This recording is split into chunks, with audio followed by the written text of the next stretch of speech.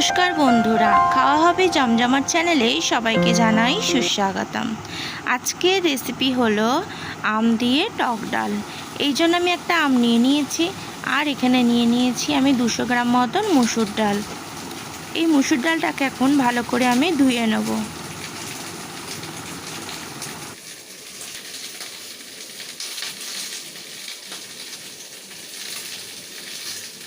মুসুর ডালটা ভালো করে ধোয়া হয়ে এসছে, এবার এটাকে আমি সিদ্ধ করে নেব। এখন আমি ডালটা সিদ্ধ করে নিচ্ছি। ডালটা যেন সিদ্ধ করার সময় ফলো রাখতে হবে, পুরো গলে না যায়, আবার খুব বেশি গোটাও না থাকে।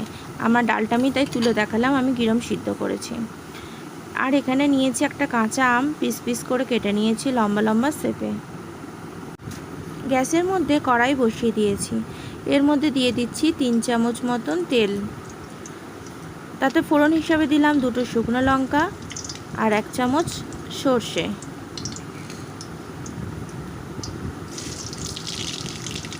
এই ফোড়নটাকে আমি একটু ভাজা হলে এর মধ্যে দিয়ে দিচ্ছি কাঁচা আমগুলো।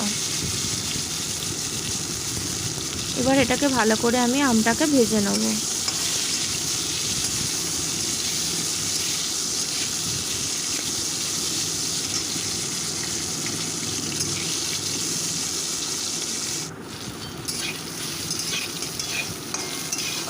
আমটা আমার আধ ভাজা হয়ে গেছে, এর মধ্যে দিয়ে দেবো আমি 1 চামচ নুন।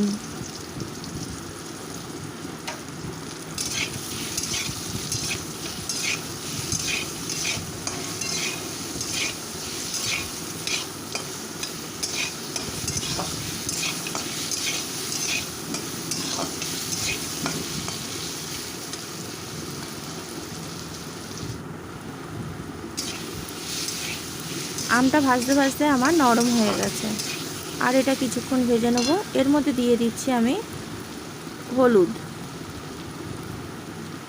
আমি এখানে অল্প পরিমাণ হলুদ দিলাম, কারণ ডালটা আমি হলুদ দিয়েই সিদ্ধ করে নিয়েছি।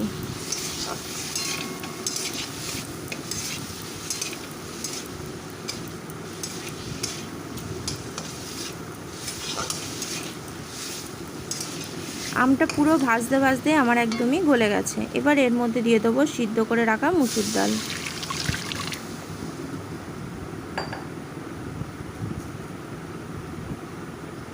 এতে দিয়ে দিলাম 1 চামচ চিনি। এবার এটাকে নাড়তে লাগবো।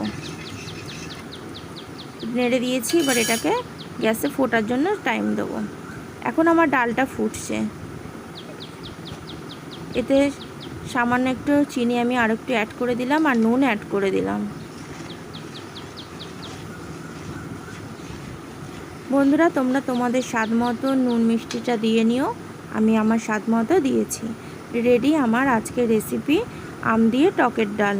যদি তোমাদের ভালো লাগে তবে অবশ্যই সাবস্ক্রাইব করো, আমার পাশে থেকো। লাইক করো, শেয়ার করো, কমেন্টস করে জানিও তোমাদের রেসিপিটা কেমন লাগলো। আর নতুন নতুন রেসিপি জানার জন্য আমার চ্যানেলের বেল আইকনটিতে অবশ্যই ক্লিক করো।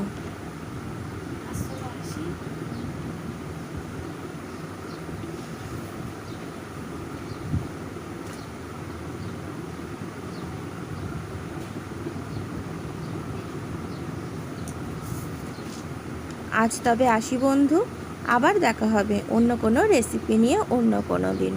সবাই ভালো থেকো।